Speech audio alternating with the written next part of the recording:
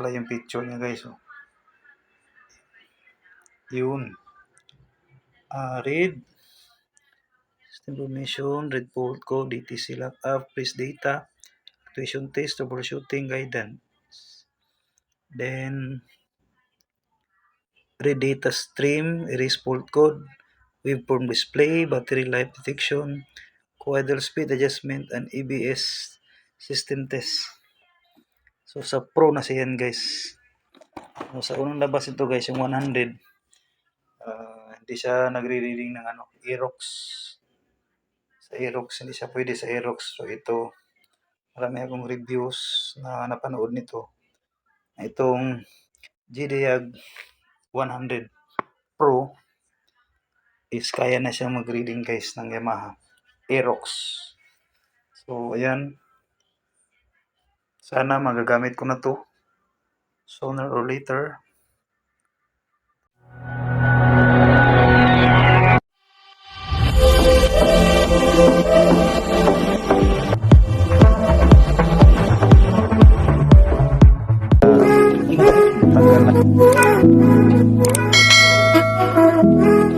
Hi guys, good evening guys. Unbox na to guys. Ito pala yung bagong diagnostic tools ko guys. So dati ang ginagamit natin is yung 100 lang siya guys. Yung DIAG 100. So ngayon bumili tayo ng bago. Pro na yung binili natin. So i-unbox natin guys. Hard case pala siya guys. So ayan. Ito guys is Yamaha main cable. Ayan. Ayan. Sana all. Tapos yung sa battery, yun. Guys, may mga diagram siya guys. Ito yung main cable niya guys. Oh. Pala yung main cable niya. Ayan. Tapos yung sa Honda guys, 40. So pwede rin siya sa Vespa, pwede rin siya sa Honda. Yung sa Honda guys, oh. Ayan. Mayroong 3 pin at saka 4 pin. Ayan. So 3 pin, 4 pin. So ito yung unit talaga guys. Ito si Saran, si Pro na siya guys, Pro. Ito yung Pro guys, Pro version. Yan, 100M 100 Pro. So ito pala yung bago natin guys, yung 100M natin guys. Bali di kasi makareading ng yun, ng Inmax saka Aerox. So ito guys, medyo lahat. Ito yung cable niya, isa pa yung OBD cable niya guys. Yan, OBD cable. At yung to, isa pa guys.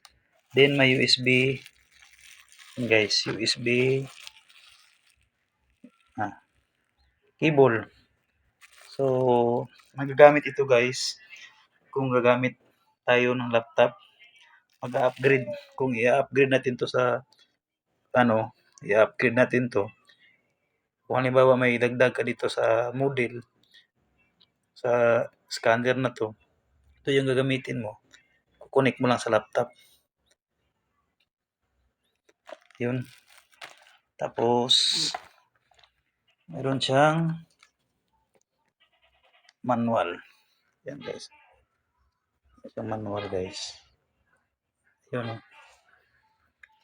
So sa 100M Pro, M100 Pro, so ito na yung niya guys, manual niya guys. So kung first timer ka guys, meron silang mga guide dito. Ito yung yan. So babasahin mo lang to guys. Yan. Connect update. Yan kikita mo yan guys, connect update. Update mode. Yun pwede siya sa laptop guys. Mag-update ka. contact mo lang yung supplier mo guys. So, working mode, yan. So, lahat ng model guys, except yung bago ngayon is Motor Star. Hindi siya, wala pa rin siya dito guys, yung Motor Star. Ito guys, ito yung mga, yan guys, yan. May mga module test, sit up, paano i-sit up, professional battery test, standard test. Ayun. Okay, so may mga guide siya guys. Ayan. Charging test. May warranty pa siya guys. So, ayan, warranty service. 1 year warranty service. Ito na yung bagong version natin ng OBD guys. Yan. So medyo mahal-mahal siya guys kumpara dun sa ano, dun sa dati natin ginagamit na 100. Is yung G-Diag M Pro 100 Pro.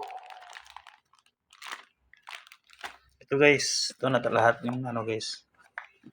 Ito na pala lahat yung accessories. So ito guys, add-on ko na lang. Binigay ata to ni ano. Itong dalawa. Bali binigay to ni ano, ni supplier. So pangalawang beses tayo bumili nito. So binigyan tayo niya ng Honda 3 pins at saka 4 pin. Saka ito, yung Yamaha. Yan guys, oh. Oops, ayan. Sana Yan ang Yamaha. all. Oh, Yamaha guys. Okay, ito si Yamaha. Ayan. Ito yung actual niya.